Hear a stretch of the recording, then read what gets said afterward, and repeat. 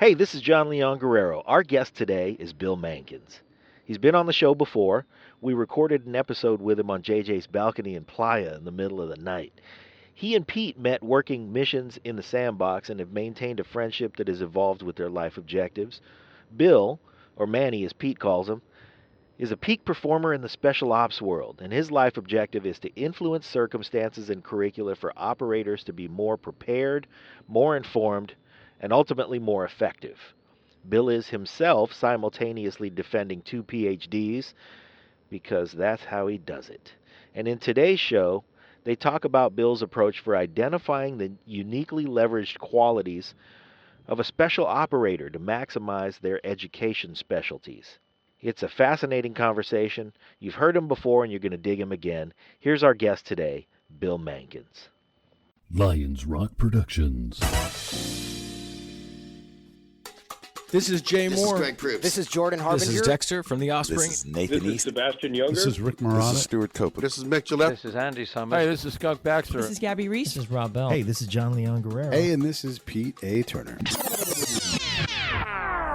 This is Bill Mankins with Mankins Research. You're listening to the Break It Down Show.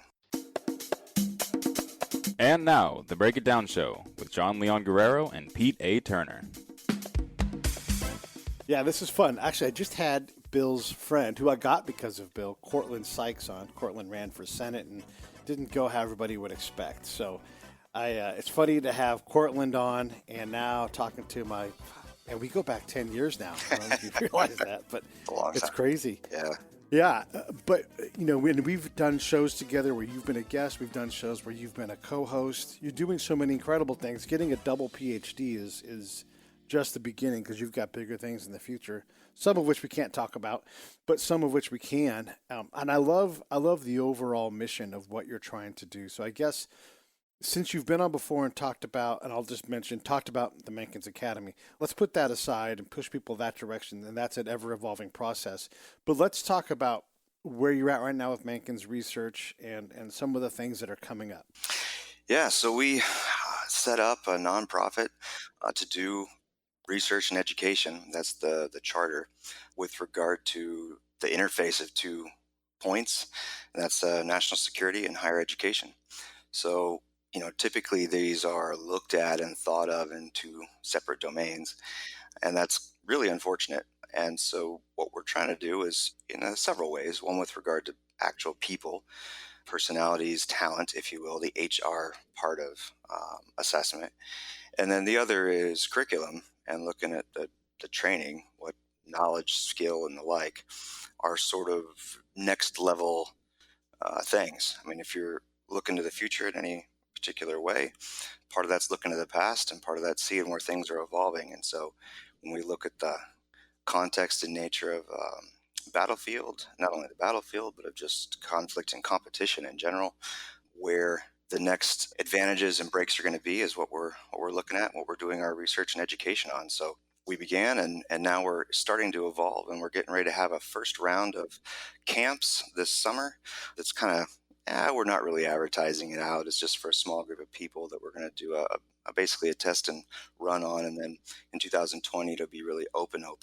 So we're going to try to get 20 to maybe 30 students coming in this summer to run the first sort of soft round to what we're doing and develop those high school kids, 16 to 18, and give them a lot actually of knowledge, training, and education. Yeah, we've talked a little bit about your camp and how I might participate in dealing with some of the skill sets that go in. And I guess there are camps, I'll say akin to yours, just because it's hard to even say where you're at until you're actually doing the camp. But, you know, in terms of a military-themed camp for kids, those things exist. But the guys you're talking about in the curriculum you're trying to create and the skills that they're going to at least get some familiarity with are pretty incredible. I mean, I'll just talk in terms of my own contribution and like what I deliver. Like if a parent's out there like, what am I going to do with my kid? And then what kind of high-end camp can I send them to? I've got 1,000 combat missions. My job was to go out every single day and talk to people who maybe wanted to kill us or capture us. I had to figure that out every single day and bring back important information. So my ability to go out, win friends, influence people, build a network are transferable to anything, right? And then so Bill is putting together this academy where or I should say, Bill is putting together this camp where kids are going to come out and they're going to have access to these proven field warriors who's like, these are the skills and the equipment I used. I think it's such a great idea. I know as a kid, I wasn't like a soldier of fortune reading ammo can, walking around kind of kid. But something like this, it would have been awesome. I mean, I spent a lot of summers just throwing a tennis ball against the back of my house. So going out and doing some of these things would have blown my mind. Yeah, I'm with you. I mean, I was kind of always interested in some of these kind of things, but I wasn't totally obsessed kid about it either. And the things we're doing really are different, and not trying to copy anyone else. I mean, skills, specific things we're teaching, we can get into in a second, but I guess I'll back up and just say, why are we doing what we're doing? And the biggest reason for that is we're a research organization and doing education. And so one of the things we want to do is look into the future and try to get there before others. I mean, it's a competitive environment. And so to help the evolution of the soldier is kind of an interesting thing. When you think about World War II, right? You got an infantry guy, and the standard difference between an infantry guy and a, airborne that's looked at as extremely elite is a delivery system. Like, you jump out of a plane. I mean, for the most part, the distinction is relatively small. And then you go a little bit later in history and things evolve. And, instead of having a 30-man platoon where you've got a RTO, radio guy, and you've got a medical guy, and you've got a series of, one or two people with this whole group, you start moving to these sort of specialized units in which a smaller number of people can do the same amount of stuff because they have more access to firepower, and they have more people who are fewer people, but all the people are a little bit higher, we'll say, caliber, if you will, or at least have had more time and investment put into them. And as a result, fewer people can do the same as more people. And everyone learns, combat medicine right now, for example, at a basic level, right? And everybody learns to shoot all of the crew serve weapons and all these other things. So there's a lot more cross-training that occurs, and the average soldier today is way more empowered than the average soldier in 2000, who's way more empowered than the average soldier in 1970 and the like, all the way going backwards, right? So in that trajectory, if you look at that, there's a clear pattern of fewer people, higher level, more capacity, which also translates into cheaper cost for the Defense Department, right? The greatest cost of military expenditures over time are taking care of the medical needs of veterans and the human cost. And so by focusing on shifting that curve to a higher level, higher trained personnel and having fewer of them, it's an all-around benefit to everyone involved. And one of the things we're doing with that is doing some research on how to go about that. What are the things that are useful, right, in that next evolution of sort of soldier 2040? What does that look like, and what is that person able to do? Yeah, Secretary Mattis was working on this problem. We're all trying to figure out the future war. And actually, just a few days ago, by the way, I'm saying this in the blind, but just a few days ago, we published an episode with Will Hardy, who you have talked to before, and Colonel Jingaleski. And we talked a little bit about this future war stuff. And, at what point is China just doing what China should do? And at what point is China doing what China wants to accomplish to our detriment, and trying to balance that out while simultaneously maintaining trade. And these things are highly, highly, highly contextualized and complex at the strategic and the theoretic level. And you know this, and I know this, but let's just say this to all of my friends that are listening. When we look at the next fight, what we want it to be is World War II, because we understand that fight. You're right. We really don't want it to be any fight after that, because they're harder to understand. Korea, with, what do we not know about Korea? A lot of things, but in particular, how do you deal with the fact that Chinese are going to support, and the Chinese are supposed to support? Of course they want a buffer, so we're trying to deal with these things. The bottom line is this, though. If you're in a tank in a modern combat field, you're dead. You're going to get blown up by rockets. A guy's going to shoot a multi-$1,000 rocket, and it's going to kill your tank.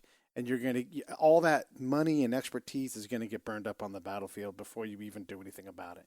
So we have to figure out how to make, and this is me guessing now, Bill, this is part of my question, how to make service members that are going to be more adaptable, because the battlefield is ever evolving. It's multi-echeloned, it's spherical, it's not linear anymore. So when you look at these things, how do you put your finger on the set of skills that is required when we don't even know what the heck we're even going to fight? Well, I don't think that's why you can in a particular way that people commonly anyway try to do it, which is think of a particular set piece battle, whether it's set piece in a country X against country Y, or this group against that group, or in your environmental things of land, sea, air, space, cyber, whatever. And I say that simply because we can do more effectively I shouldn't say more effectively, can do more accurately, is to think about it in terms of patterns. One pattern, for example, is authority being pushed down. So in a typical World War II, to use that, we'll use that analogy and then come back to the present, and you can see the trends over time, and that they're, I would argue, likely to continue moving in the same trajectory that they've been. And then that can kind of point to the answer to your question, which is where is it going, or at least my best predictions. And that is this: one, that in general authority, the hierarchy of battle is flatter in some ways than it's ever been. So if you look historically at a World War II kind of environment, and you've got the degree in which 4 and 5-star generals are actively involved in operational planning, and intelligence goes up a chain, goes to set piece, decisions are made, they get pushed back down. That's a lot of movement, a lot of hierarchy that decision making has to go through.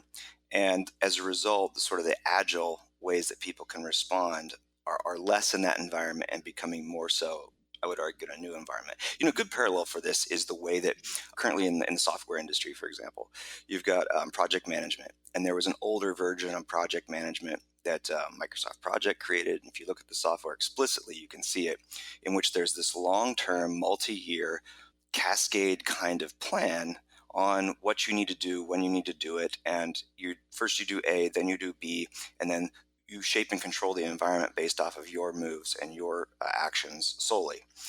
And the ways that sort of the agile world in project management and the software associated with it have made it so that you can do these little sprint kind of movements, where instead of having this long plan, because if stuff changes, you spent all this time planning, and then the context is different, and so the plan no longer is possible. So instead of doing that insane amount of planning, you do a minimum amount of planning for a very specific target for a very specific time, then you move and get to that position, and then reevaluate and create another set sprint movement and go. And I think that example parallels in some ways one of these trends, which is authority and therefore information, because of the need for faster reaction time, has to continue to trend to a lower level. And I think there's a lot of implications for that general pattern, and that is that lower level people from World War II to the present have increasingly needed to have more, with that greater need for authority due to greater need for response times, have to have the capacity to understand their environment more than ever. And ironically, one of the counterintuitive things about the structure of the military in general is that the lowest level people, right, in the organization are the ones that are pushed out on bases into the environment to do the work every day, who are in general sort of the least educated and least senior, because they're the junior officers. And you get the junior and mid-tier enlisted guys like we were, they're doing it too, but your senior enlisted are still, for the most part, again, on a base doing the management part. And so in a way, we've got to, therefore, I would argue, and this is part of what we're doing our segment of our research on and our education on, is what can you do to increase the knowledge and the learning curve, the intellectual capacity of that lower level person, the junior person, who is the person who's actually doing the stuff in the actual space, that needs to react in time and doesn't have time to wait for authority on a higher chain of command to turn around and dictate or explain what it is they need to do. And I would argue is a general trend that in the future we're going to need to require significantly more education and training for entry into these combat arms and intelligence positions specifically. Right. I mean, that's one pattern. There's many of them, but that's one to give you an example. Sure. Well, let's play in this pattern because you and I have been something in between that spot where, and we've had these conversations on the show and everything, but what we do is special. It's special operations level, but it's not recognized as that. There is no branch of us. Even the people that do it with us, frankly, don't often have my respect, present company excluded, of course, because they haven't built the necessary skill set to go out and, the syllabus is blank when you do what we do. You come out and the commander says, I want to figure out why the locals won't take aid. I'll get you that answer. I have no idea what the first question is, and I'm not going to know. I have to get out there, and I have to do that. But I need that commander's backing to say, yeah, all right, start talking to me with reports. I'll guide you when I hear things from above. But there's an actual exchange of information, and I can tolerate a lot of ambiguity and a lot of danger that a lot of other people can't do. You're not describing a lower enlisted person when you describe what we do. Yeah, and so in a way, so there are two parts here. One is I'm thinking, and I'm discussing this in general, but then if you talk about the way that's actually integrated into U.S. forces, there's pattern of warfare that I'm describing, and then there's how that may manifest in our forces.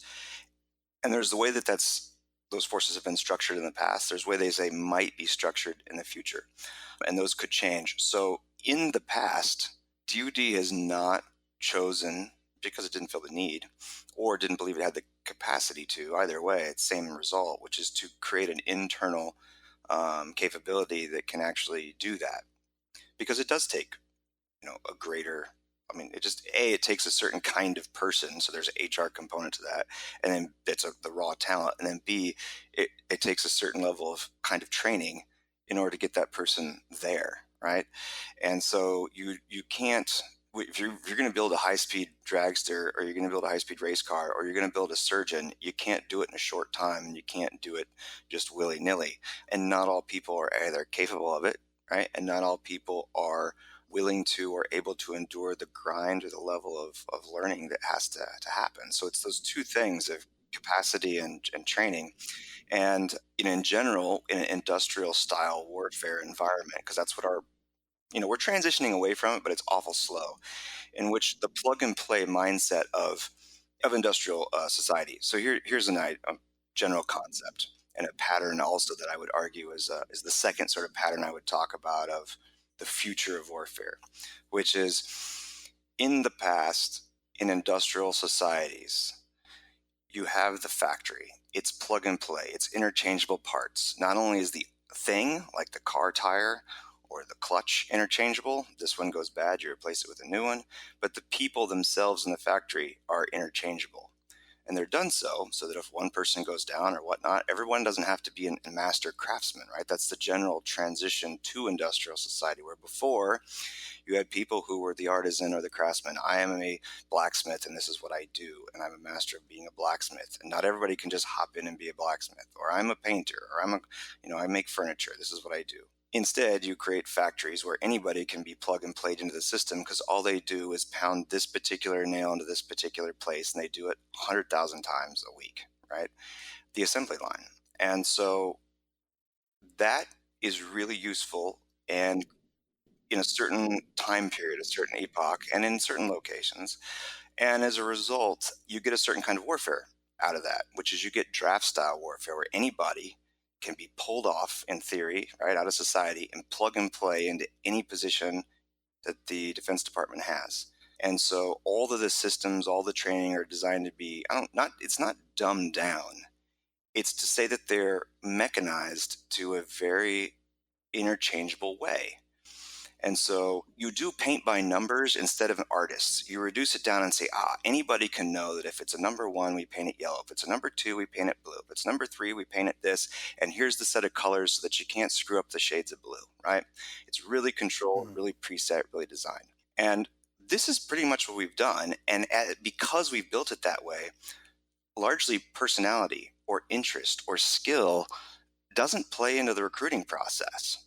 And so the units are not in any way really designed, any of the units really are designed to do this. Medicine and a couple of the other specialties aside, but again, those are not martial units. I mean, Right. when I'm talking about this, I'm talking about specifically the martial units. So intelligence and ones that use weapons, combat arms, they're designed to be plug and play. And I think that one of the things in the future is going to be, this is a long answer to your rather simple question of one of those things in the future is going to be a more tailored need to look at intelligence and special operations with regard to the raw material and capabilities of that individual far beyond just their physical ability, which is what soft special operations does, and far beyond their, ASVAB score, which again is an industrial test to look at how well people can, see how gears move and can code words in administration. Like, it has its place, but it's such a small speck in the current situation. So now that I've explained my take on that and that trajectory, I'll answer your question, which is I think that the current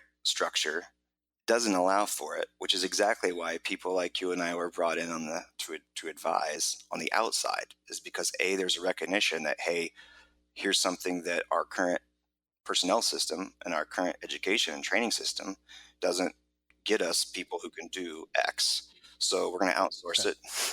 We're going to bring it in with highly specialized folks in times of need, which is one way to do it, but I would argue it's not the best way to do it. And I don't think it's how it will be done in the future, because those skills, as you say, it's artist. And I don't mean that in some kind of, arrogant chest beating kind of way. I mean, just saying, if you want something beyond paint by numbers, you've got to get people who are artists to do it. And then you've got to set up HR systems that are able to accurately identify artists of a given trade. If you want someone to be a sculptor, you've got to find ways to measure and find sculptors. If you want craftsmen, you've got to find people who can do this. And the system's not designed to do that. As well as I do, you look at any of the special operations training, 99% of it is you go through the meat grinder and you throw a bunch of people in and you throw the spaghetti against the wall and you see what sticks. And that's why dropout rates are what they are and whatever else. And I challenge anybody on this in that you look at the graduation rates of any of those special operations units, you look at them in general, and then you look at them when people have 4 years of training from the academies, those officers have almost 100% graduation rate. And the reason is because the time, effort, and energy that was spent into the selection of those people is totally different from the time, effort, and energy spent just pulling people off the street and plug and play. And even with the recent last 10 years of evolution within the special operations training, because they've seen this. I mean, they're not stupid people, right? They're really smart. But they see the need for it. It's just a matter of how to do it. And they've started creating these additional pipelines and additional screening tools to try to improve that. So they're making progress and they're on the right paths. What we're doing is just looking way down the road and saying, how can we really get ridiculously sharp on that? And those skills that you're talking about and trying to convince a commander, I mean, that's the problem with the structure, right? Is that now you've got an outsider who's got to come in and try to establish internal credibility, as we did, and try to, with each unit that rolls in and rolls out, and then try to, use those skills in a way that you can demonstrate it and then gain that credibility. Whereas if it was an internal unit asset that could be developed and you had another person attached, that would be different. It's funny, like in medicine's like this, right? For a long time, you might say there weren't highly medically trained people. And then all of a sudden they're like, hey, instead of relying on surgeons at bases forever miles away, why don't we create our own little medical guys that are actually pretty skilled? And then you take it to the elite level and you say, let's create 18 deltas, right, that are really skilled and can do all this stuff. Wouldn't it be great if we had this asset and this capability actually on the battle space with us? I mean, this is functionally the same thing. It's just, it hasn't got there yet.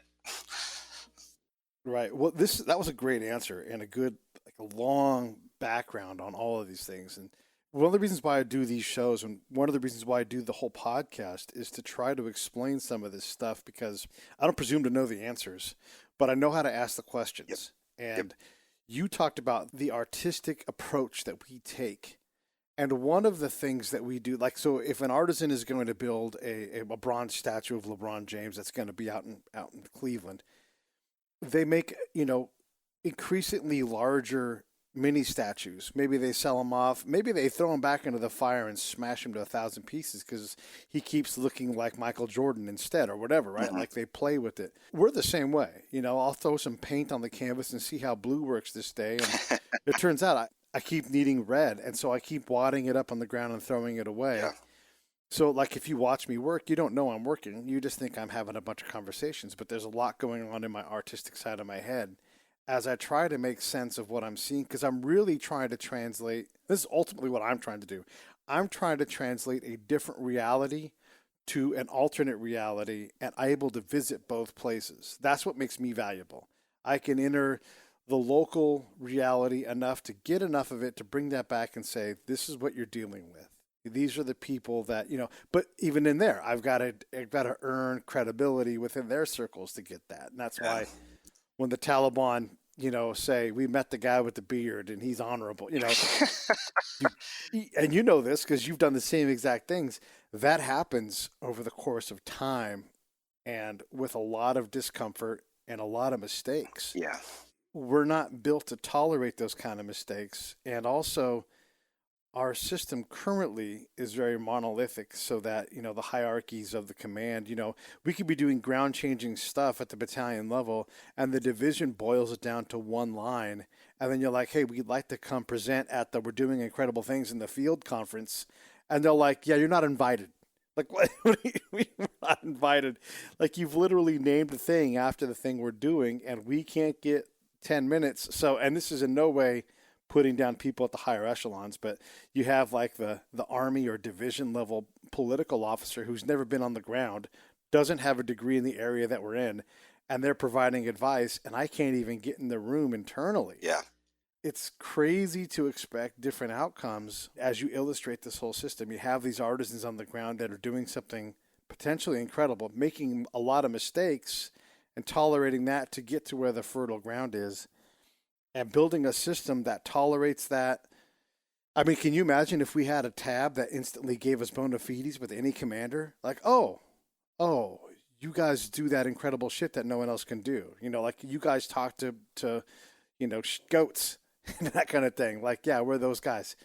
But we don't have that. And there isn't a skill identifier. Maybe you've got so in the military, you can have a skill identifier like parachutist or linguist or instructor. So you can show up and say, well, I'm hotel identified. No, like, yeah, great. Prove it to me that you can like, even those don't work. Like, everybody always wants you to prove it. So this goes to the complexity of the things that we're trying to deal with in a way that's combat has been democratized. Anybody can go onto Amazon and buy a weapon system. Yeah. Whether it's a drone or whatever, anybody can do it and create their own. You don't have to raise an army. You just got to raise enough money to be a pain in the ass to create the impact that you want. Yeah. Whew. All right. So now that I've said that. You just said something I think is really, really insightful. And that is about, exactly how you said it was something effective, powerless, or I've got to do this to influence. And I would just say this, my definition, one of the things my dissertation is about is the capacity to have power, as I'm defining it, okay, is the ability to make the present into the way you want it. So aside from the philosophical aspect of there really is no future, there's just only the present. We happen to sleep, which is why we feel like there's a future. But really, there really is only the present. So when you change the present to be different, you could call it change the future, you have the capacity to make things the way you want them. And if you don't, then you are powerless. And if you do, you are powerful. And of course, that's a spectrum, and you can be varying degrees of powerful or powerless, and that can vary on topic as well, right? So one of the things that the military is designed to do is to be an arm that allows the United States to create the situation that it wants, to create reality as it wants it to be. So it's a tool in the power kit to try to change the present into the future that it wants. And I would argue that in the current environment, and not just current, the last little while, that skill set needs to be in that the toolbox needs to be slightly modified, because it's not what it takes to create that desired reality is not simply the capacity to destroy tanks, planes, and boats, nor has it ever been. But I would say it's more complex now than ever before. And when you look at what it takes then to change the present, and in this case, when you said that, you meant I have to convince them meaning people that you don't have authority over by influence. You've got to and tell that battle space commander something, or in a non-war environment, you have to convince the ambassador to let you do A, B, C, or D, right? Any of these situations, it's a matter of I can only have power. I can only make things the way I want them and get what I want if I can make things what I want them to be, if I have the capacity to do certain things. And I would argue that power, right, is composed of knowledge, skill, wisdom, and it's all created by discipline. And when I say that, I mean, in order to really know what you've got, to have the capacity to make the future what you want, you have to understand your context and environment. There's a knowledge piece there. And that's really complex that I've packaged into one word, knowledge. But in general, it's the ability to externally understand your external environment and your place in it. So we could use the sports analogy and say, if I'm to be a powerful player, I have to not only understand my opponent, I have to understand the rules of the game. If I don't understand the rules of the game, but I understand my opponent, I can still make stupid choices or not call a certain thing that I should call and get a penalty. Like, you have to understand both the rules of the game and the opponent, and then also yourself, right, to know how you can best maneuver against said opponent under certain contexts. Here we call the rules. So there's that knowledge piece that's really critical. The skill piece, and I would argue the knowledge piece, is the thing that we do the least, by far the least. So we create a force that's designed to fight anybody, anywhere, and anybody who knows anything about business or organizations in general, if you're designed to do everything everywhere, you're designed to do nothing everywhere. And so, specialization matters, and whether that's specialization within a specific force or specialization against specific targets, specific countries, that's an issue. And I'm not picking on us. I think the United States does a pretty good job with that, but I am saying the knowledge of the particular places, that is to say the particular opponents, and that knowledge at the lowest levels of the people who actually do the warfighting is probably the lowest ever. The 15-minute PowerPoint brief before you go to country X is not sufficient to know about place X, opponent X, and the rules. And I mean this way, I don't mean just rules of engagement. I mean cultural rules, cultural norms, ways to work and influence and manipulate said local population to get the desired end state that you want. So that knowledge is the lowest thing. The skill thing, I think, also is interesting. We focus on martial skills, which are really important. I mean, it's military, right? Particularly in the combat arms and intelligence. But I would argue that there's lots of other skills that are necessary to have power. In this case, those are skills that you are obviously very familiar with, because this is what we did, which is, you're either talking about the skills of communication and skills of utilizing said interpreter and using them effectively, or mastering a language yourself and doing it effectively, or understanding things like as that are really critical but untrained, like in general, such as body language. I mean, intelligence personnel who are high-end folks are given some of that, but if you look at a percentage of time spent on learning to handle an M4 versus or communicate on radio versus how much percentage of time is spent learning to interpret someone else's physical movements and behavior, those are two. The percent's just way different, and both, I would argue, are critical. And then the last thing is the wisdom part, of knowing when to apply what skills in what context, and as a result, knowing the matrix is one thing, having the skills to move in the matrix is the other, and then the wisdom to know when to apply what skills to what context is everything. And you can only develop those skills with the daily discipline, that knowledge, the daily discipline of the work it takes to get there. And that daily discipline usually is one-off, meaning it's not institutionalized. So we institutionalize certain kinds of training and certain kinds of knowledge gathering, right? We institutionalize ranking recognition. So everybody learns that. They learn it in boot camp. Everyone learns certain skills and knows the velocity of a 5.56 round, and knows, what speed is a knot, and these things that are deemed important And then we test and evaluate those things. And we do so with a daily discipline rigor it makes it ingrained. Yeah. And I would argue we don't do that in some of these other things that I think in the future, due to authority getting pushed down, to knowledge needing to expand at that lower level. I guess I'll leave it with this piece of it with these two things. One, to tie what we've been talking about together. I think this knowledge piece of it is critical because the vertical compression of authority. So when authority was really high and high-level individuals made tactical decisions, the low-level person did not need to have lots of knowledge. They didn't need to understand their context that much beyond a tactical, like trigger-pulling engagement firepower standpoint. But when that compression occurs and authorities needs to go lower, then context, that knowledge is critical. And we don't train people at the low levels to have that level of knowledge because we don't require it, right? If you then look at the other thing that's going on, which is the skill piece, I think there's a horizontal compression that's been going on historically. These are two historical trends: vertical compression of knowledge, so the low guy becoming more powerful, and horizontal compression of skill, in which more skills are compressed into one individual instead of spread out amongst multiple individuals.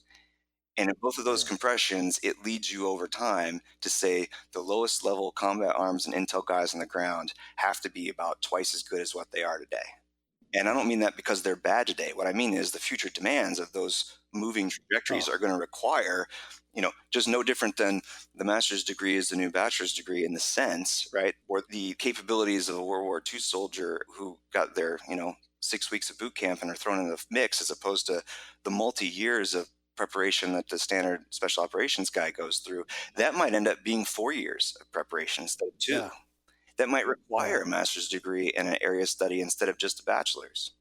There's a lot of ways this may manifest in the future, but I think those two trajectories are undeniable. This episode of the Break It Down Show is brought to you by Lions Rock Productions. That's us. We publish, evaluate, and develop podcasts just like this one, consult others to build their own, and create associated content and content marketing strategies. So if you're launching or expanding your social media presence, your business or your personal brand, or if you just want to take your media presence to the next level, reach out to us on Twitter at Pete A. Turner or at JohnLG69 at the Break It Down Show. There's 1,000 ways to get a hold of us. Now enjoy the show.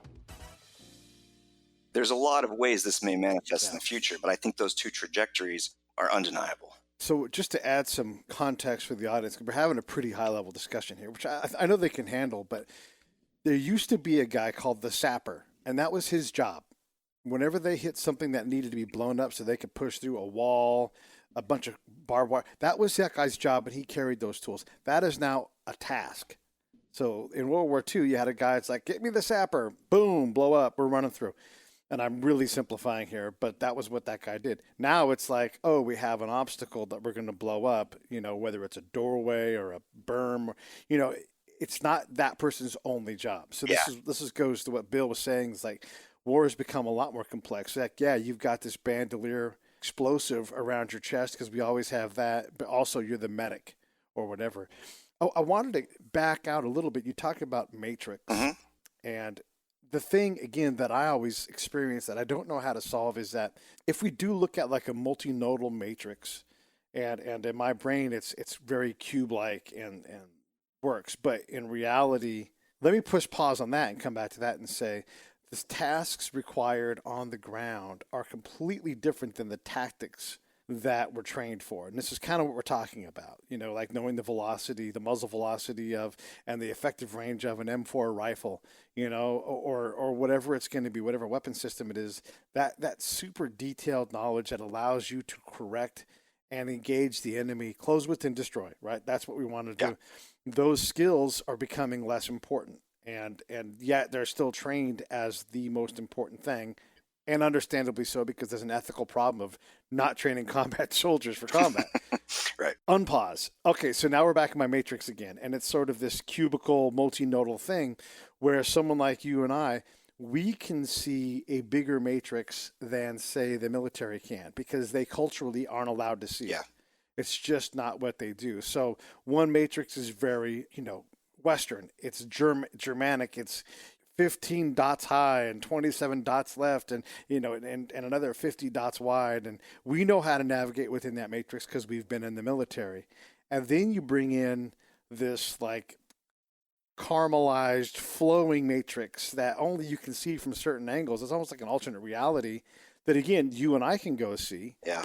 And that's like the local environment, the tribes and government and how they interweave. But then there's also, on top of that, this fledgling Western democracy-based governmental structure that doesn't work right.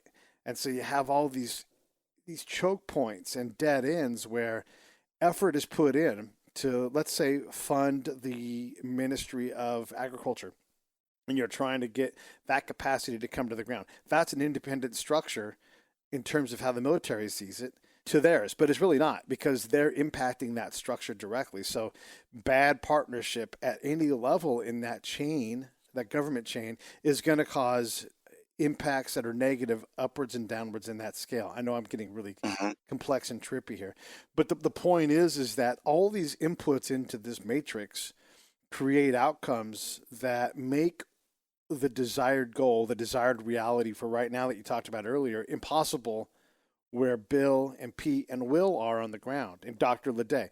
All of us are out there looking for these realities, and we simply can't find them. And primarily, the thing that I have learned is that our input, our institutional input into that system is not creating a reliable good outcome, and therefore it creates a reliable instability generator. So our desire to teach Afghan reporters how to report creates instability in the region, because they're certainly not creating stability through this effort to teach these guys how to go out and report. And the reason why I say all this really weird shit and try to explain something I can't explain is modern combat is really hard. It's a struggle for power. It's a struggle for culture. It's a struggle for all these different things. And what Bill is trying to explain and what I'm trying to see if I understand is methods and means of creating people that can go in and kind of detoxify this matrix and say, just do less damage, and then maybe we have a chance. Yeah, that's a good way to say it. Do less damage. Yeah, I mean, a lot of well-meaning, there's so many people in the mix and so many entities and interest groups. It's funny, to kind of tag on to what you're saying, I'll talk about two things. One's dimensions versus color, and that's one issue. And then the other is the idea of monolithic or single interests. So directly to your second point, the monolithic idea that somehow the United States is an actor, for example, in Afghanistan or Iraq or Syria or wherever, the Straits of Malacca, you name it. It's not no different than it is to say the Afghans, right, or the Chinese, or any other aspect of it.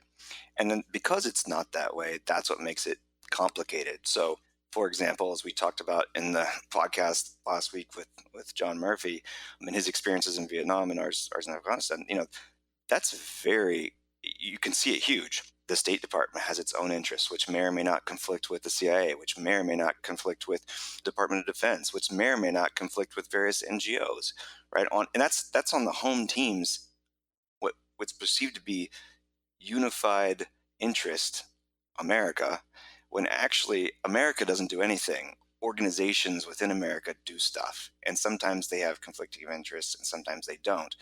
And furthermore, individuals within organizations actually do stuff. Organizations kind of organize some effort, but individuals do stuff. And so an individual battle commander or individual soldier or an individual thing may have a completely conflicting interest or desire, or a slightly different conflicting interest or desire than others. And so when you do that in a single battle space, it gets really hard, because the unification of action, that is to say strategy, an understood end state, an understood method, an understood and unified execution, I don't want to say it becomes impossible, but it becomes really difficult to do.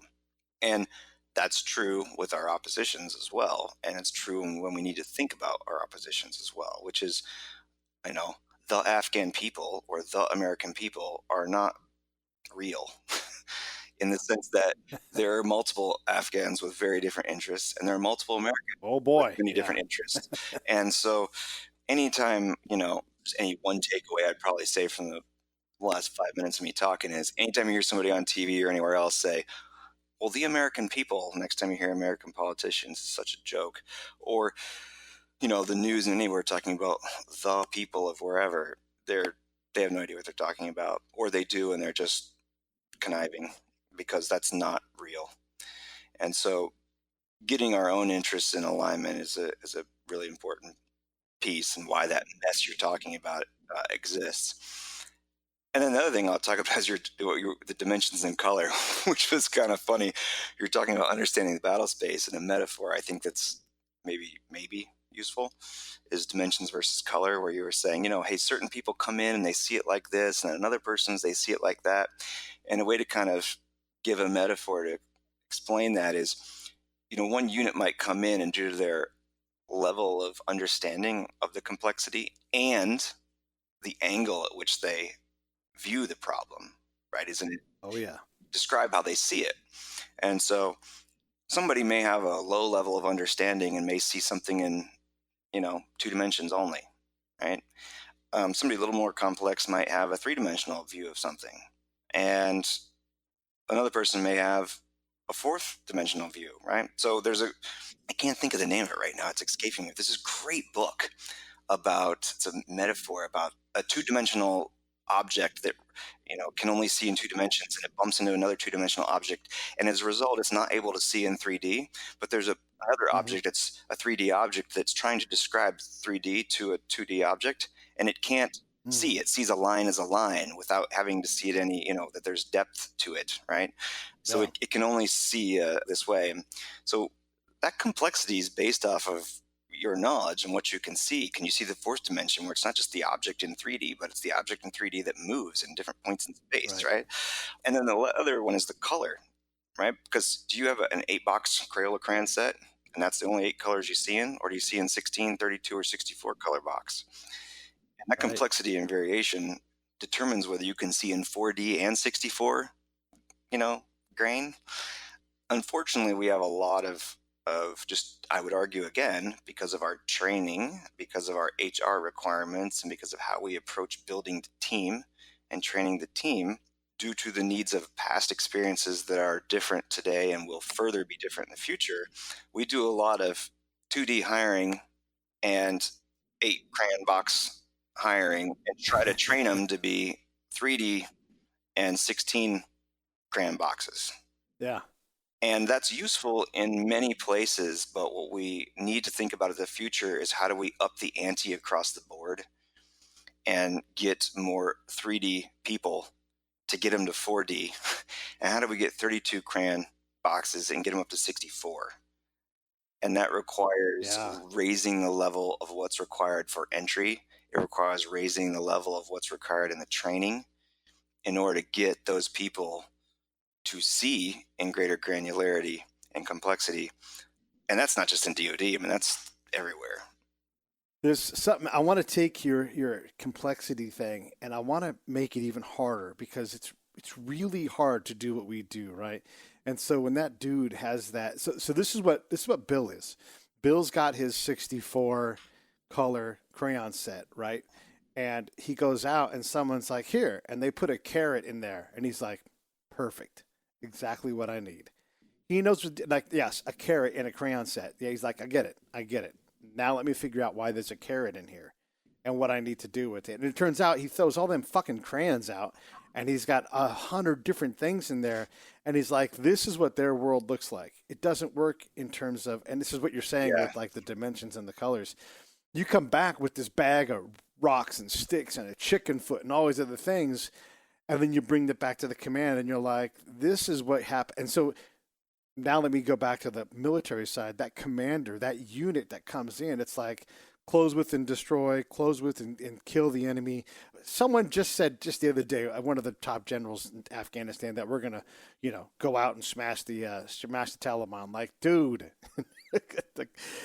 every unit that goes there keeps making little adjustments to their orientation, right? They saw the problem in one way, then they get on the ground. And like we talked with John Murphy, it's totally different. And then while you're on the ground, the realities that you have to gather to understand what might be reality is something completely different than what they're even prepared once they have the orientation. And then they run out of time to actually act within their new acceptance of this new reality. So they all know they move. What they lack is the ability to get to that movement point quicker and then actually get to working on the impossible problem of what to do once they have a better orientation. Mm-hmm. Because it's just, yeah, like you said, the Manning problem. Like there was a major that came in. Let me just, I'll say this, and then I'm going to really shut up and let you finish out. We have this belief that the person before us, and this is not just military, this is everywhere, that other people don't do enough, that they're lazy. And in some cases, sure, there's people that don't do enough. Maybe there's no point in being the best worker at the DMV, so who fucking tries, right? But they're doing the best they can within their system.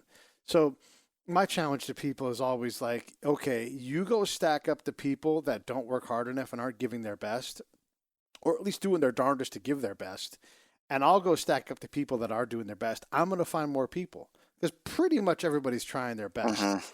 So if everybody's trying their best and we're not getting to where we want, it's not that they aren't doing that or that person's I've heard someone call an Afghan leader a basket case. We went and talked to him and he's like, I'm just kind of busy right now, fellas. I got to figure out how to spend my year-end budget money. And Rich and I look at each other like, what the fuck are you talking about? And he's like, yeah, I got to go. I got this budget money. I got to spend it. And I got this sidewalk project that you guys are kind of screwing up on. And I got to go talk.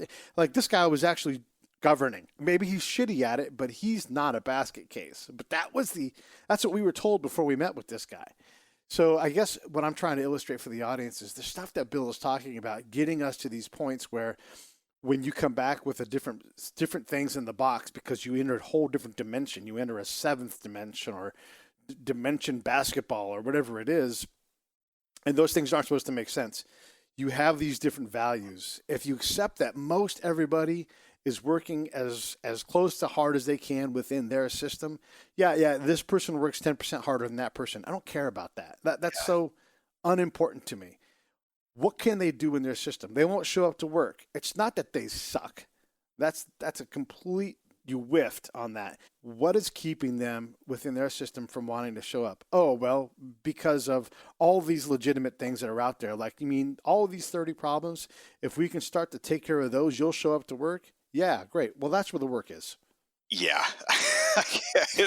I mean, I couldn't agree more. That focus area is where it's at, and oftentimes let's just say the focus is on the wrong part, and the judgment of the environment's in the wrong part. And it's important to make a distinction here, which you just made. I'm going to make it even more emphatic, which is there's a big difference between effort and current capability, and all organizations have a certain percentage of people that are far less that are less than perfect in their effort, a little bit lazy. But my experience in the intelligence world and also in DoD and all that stuff, and just there's very few people who aren't extremely motivated. Most people I've met are highly motivated and highly ambitious and want to get somewhere and want to be productive.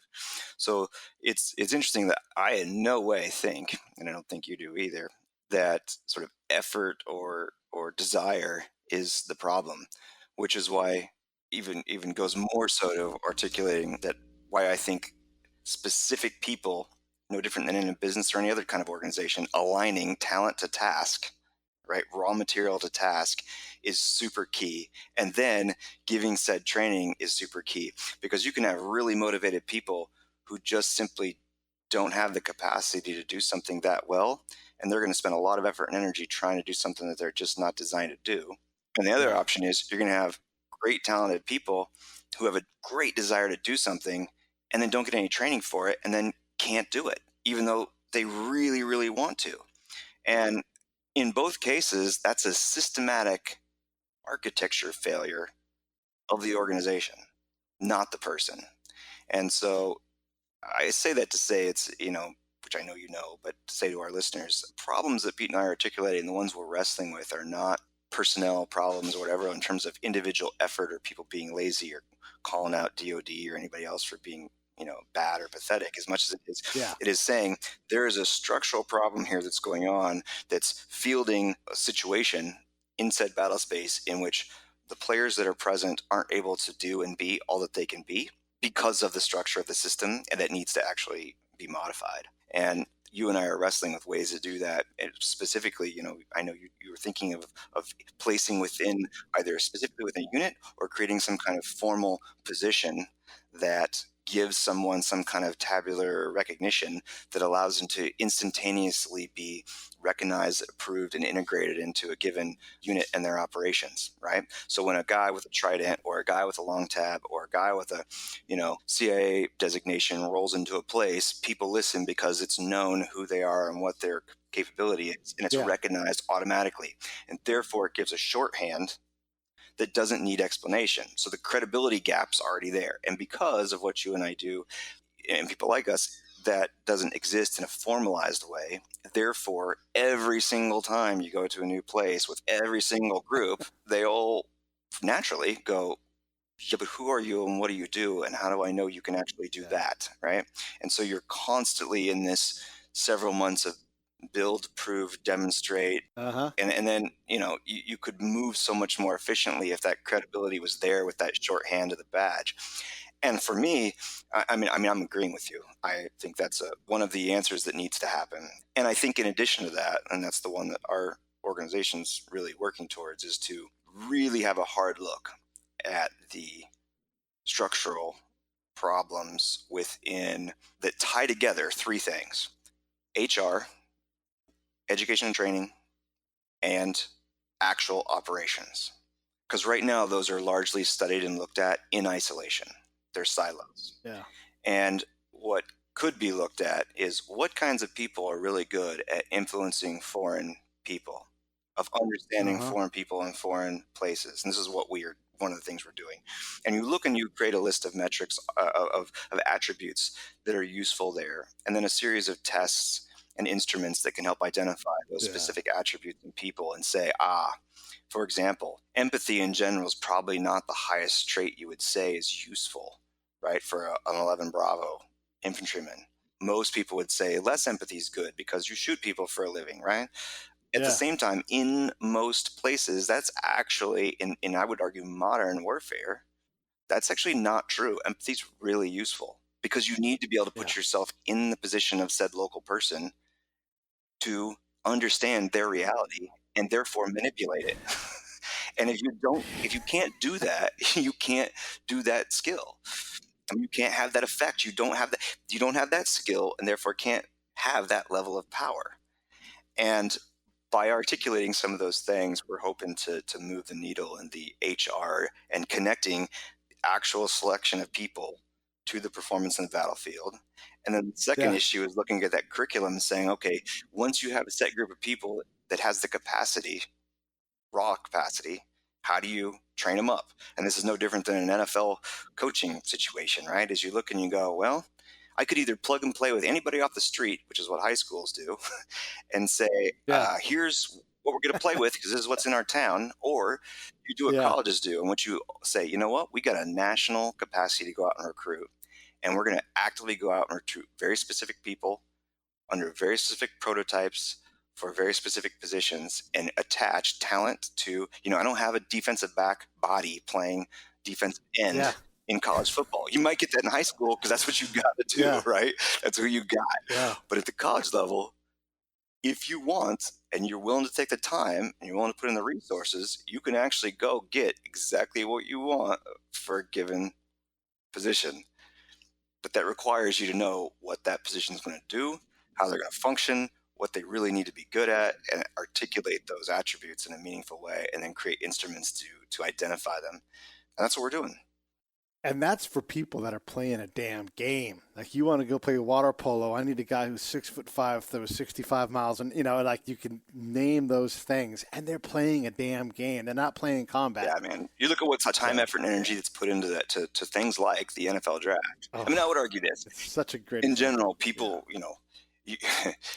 what is valued gets value put on it, and the amount of value that's actually spent, in this case, money, energy, resources, right? Human attention and dollars is put towards figuring out ways to pick top talent and align top talent. I mean, here's one example I'll say. So Lou Holtz, for any of your listeners who I don't know, now maybe I'm showing my age here, but there's certain coaches that are really, really good, right? Because it's not a unified talent, really good at aligning talent to position. And there's others that are less good. And those that are really good at it can take someone and they have the capacity to say, look at somebody and go, you would be an All-American cornerback, but if we switched you to receiver, you can go the next level. You can be a lead guy. Yeah. And that ability, because it really is an ability, some people have it more raw than others, but there are ways and metrics you can look at to say, this person will be really good here, but they'll be phenomenal there. And what we do instead is limit our things to, this person is colorblind, so they can't fly. Or this person can't think in 3D, so they won't be a good mechanic. Right. They didn't do well on the gear test on the ASVAB, right? Those things are useful. But I would again argue they're a 10%, if you were to, I'm making that number up, but if you were to look on the scale of 1 to 100 and say, what could we do with our current knowledge and ability, our current technology to better identify and allocate human capacity to task, we could be doing so much better than we're doing for very little cost, just by giving the time and attention to it and creating better systems to match. And therefore, you get a team that even if you have, in theory, the same team, that team is aligned better because the people are in the positions that are most suited for them and can help the team the best. But in this case, it's even more than that, because it's even going and getting the talent you want on the team. That was awesome. Super deep dive into strategy. But like as we start to put all these pieces together in my own combat matrix that we're building here on the show, it's such a big piece, man. I mean, we've really covered a lot of ground, and I appreciate you taking the time. And we never did get into politics, but then again, this stuff just lays right on top of that. Yeah.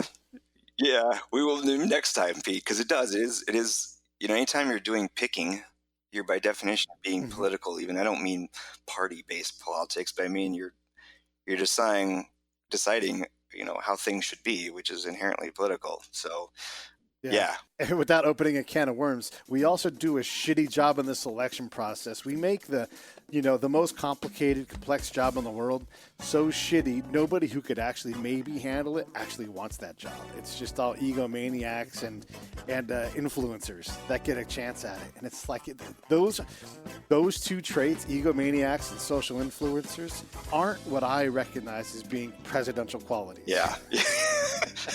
I'm with you. All right, dude. Thank you so much, man. I really appreciate you coming. All right, brother. Take care.